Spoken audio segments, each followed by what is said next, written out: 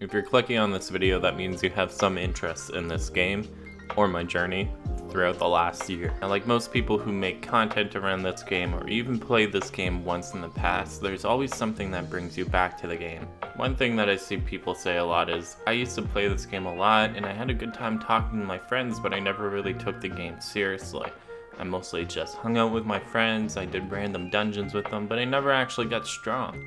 And then one day, for some reason, the stars aligned and I decided to come back again and give it my 110%. I wanted to become the best. I wanted to become the strongest. I didn't want to be that old man that you would see at a bar every day just sitting there doing nothing. I wanted to be the guy that owned the bar. Honestly, I'm not sure where I was going with that metaphor, but thank you for joining me on this journey, and this is a recap of my last 8 months in Mabinogi as a returning player and trying to become the best of the best.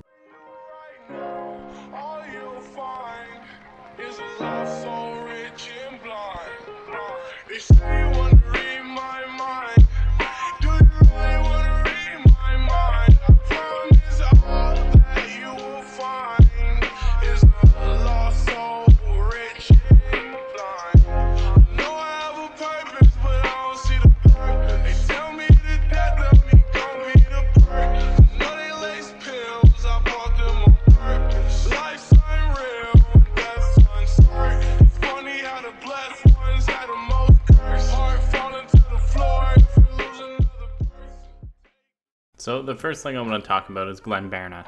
Now, outside of your typical training and grinding and just slowly leveling up, I haven't really been doing too much else since my last recap video. Not anything that was overly significant to talk about anyways. So little naive me, who thought they were strong enough because they put in a couple hundred hours into Mabinogi, attempted to run Glenberna. Now, during the tutorial or the quest line, whatever you want to call it, it prompts you to run it to get something from the dungeon. And where it was so new, there wasn't really a lot of people running it. So me and one other person were like, alright, we have to complete this if we want to run it with people. That I'm not entirely sure is true, but we gave it a shot and it went horrible. We absolutely got our faces kicked in, and oof. We ended up retreating to lick our wounds and get a third person that could help us through it. And even then, we just beat the first phase so that way we could get the item we needed. And then he's like, alright, you guys, we gotta get out of here. And this is, at the time, we didn't know, like the limit was at 95%, so that was a godsend. Oh, I'm getting stressed out just thinking about it. Anyways, this was another reality check for me, telling me that I wasn't strong enough, and I decided I need to keep getting stronger. Alright, I know you're probably seeing the title of this part of the video, and you're like, Selûne Blade? Nah, not happening. Well, I began my journey to get the Selûne Blade, okay? Let me tell you, it was going good for a little bit. I was spamming Phantasm to get some Soulite and Lunite. I also needed the Blacksmith manual for it, and I believe 50 Fate Fragments. No luck on those. But I did end up getting all my Lunite and Soulite, okay? I think that's good progress in a very short amount of time. Now, realistically, I got roughly 50 to 60 Lunite Soulite, like all in, and then I bought the rest because whenever I saw them pop up on Auction House for 2 mil, I'm snatching that baby up. 2 mil? Hell yeah. I'll do that. That's like nothing. I want to buy an enchant? 2 mil. I want to buy a rebirth potion, 18 mil. I want to buy a bag. Oh, don't even get me started. Pets? Oh, those are even more expensive. So I figured, hey, this is a good investment. Hold on. I also got a Dusk Blade as well. I'm essentially halfway there. I just need Fate Fragments and a Dawn Blade and a manual, and I'm done. I can start crafting the Selûne Blade. I'm so close, I can taste it. Now, talking about the Dawn Blade has actually given me a little bit of PTSD because I have spent so much money buying heroic stones, party run stones, modifiers for Elben Knights. Oh boy. Let me tell you, you know what? Let me just talk about Elben Knights a little bit.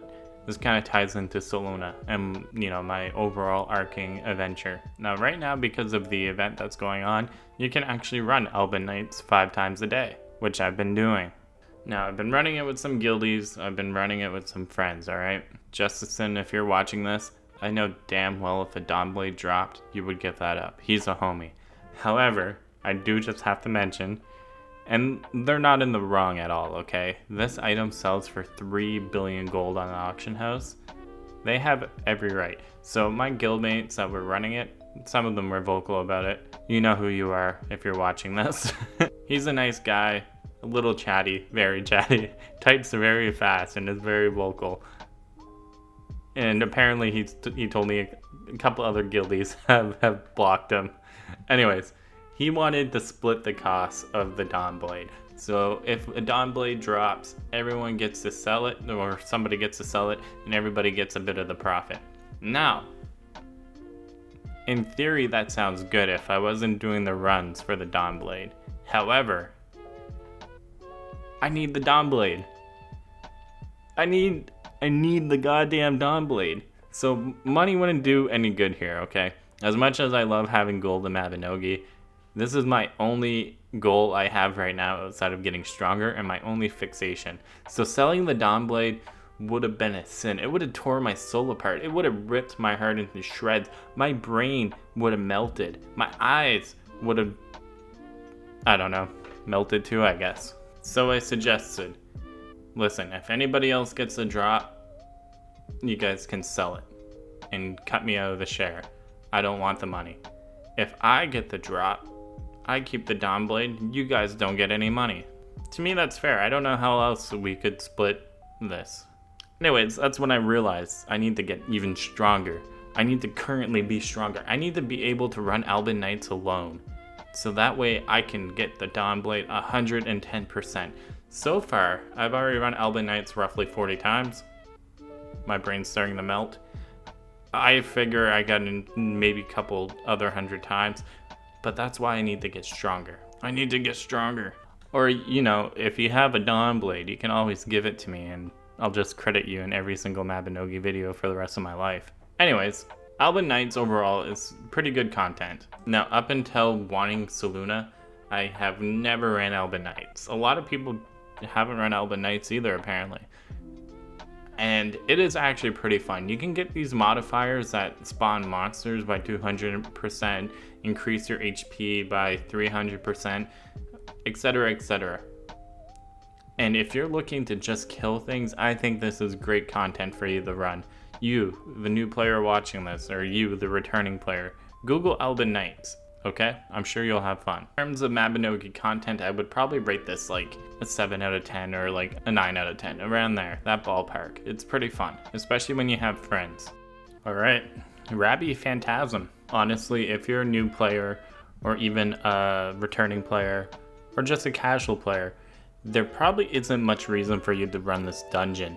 I think this dungeon is a prime example of mechanics that make Mabinogi annoying for no good reason. Now, some of the BS things that they did with this dungeon is actually just spawn a bunch of little wizard imps, little pitter-patter, ugly little demon babies with guns, and they just all shoot you and you just get staggered unless you can break out of it.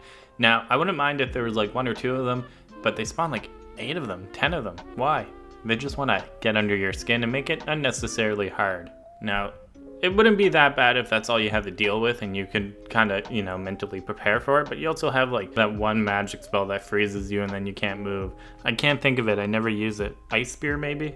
That sounds right. And it just makes it so annoying, especially if you're trying to clear the room alone. Now, the next thing that I find really annoying is the desummoning of pets. I get it, you don't want players to use pets for this dungeon.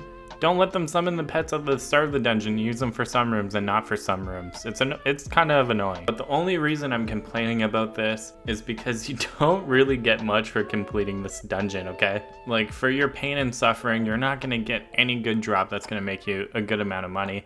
And if you do, you're extremely lucky. Go buy a lottery ticket because you'll probably win money in real life. You have better odds winning a lottery ticket than seeing something drop from this dungeon that gives you money. Now I'm gonna be honest, maybe this is coming from a place of frustration because I have to run this dungeon for the rest of my life to get the 50 fate fragments I need and a Selûne manual. This is just a warning for you new players watching these videos or even returning players. Avoid Rappy Phantasm. If somebody invites you to one, ask them why. Why am I doing this? Why are you trying to set me up? Why are you trying to torture me? But in all seriousness, I think it's an okay dungeon. If you have strong friends and you all tackle a room together, or you have a friend that can somehow one-shot everything before they even lock onto you, golden. But again, I still don't know why you're running this dungeon. Now, if you made it this far, you heard a lot of complaining and a lot of whining about stuff. And you're probably wondering, should I even try this game? I'm gonna say yes. Now, let me explain, okay? Everything I was complaining about, sure, at the end of the day might be Mabinogi's fault for having very low drop rates. But ultimately, it's on me because I'm deciding to go after a weapon that is so rare and so strong in the game that I have to do this tedious grinding to get it. I mean, if it was easy, everyone in the game would have this weapon and there would be no sense of, wow, holy crap, he did it. Or she did it. I'm also deciding to run content that I'm not quite at the level for.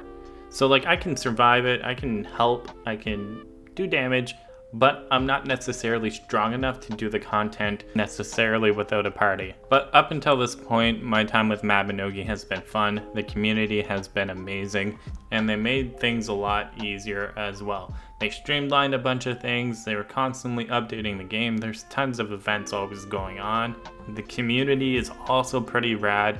I have such a good time interacting with people, and everyone's always so willing to help or run content with me or help me get the things I need. If you're a casual player or even somebody who just wants to explore the world, I would 100% recommend this game because until endgame, which will take you a very long time to get there, you will have fun playing this with your friends or with people you meet on the game. So with that, I guess this kind of wraps up the 8-month recap, and I will probably see you guys for the next recap. I plan on doing at least 1 or 2 more to recap the first year in its entirety. But to everyone who's been watching this series, thank you so much, and thank you for just supporting the channel. I appreciate you. I hope you have a great week, great weekend, wherever you are. I hope you're having fun, and take care. Oh, I also forgot to mention that I'm also a Soul streamer now, so that's pretty rad. Shout out to Nexon for accepting me into this group. Will that change anything in terms of content? I don't think so, but it's gonna let me host events in-game on Nexon's tab, not mine. So look forward to giveaways, look forward to events. I'll always post videos on here. Who knows? Maybe I can bug them to let us do a giveaway soon.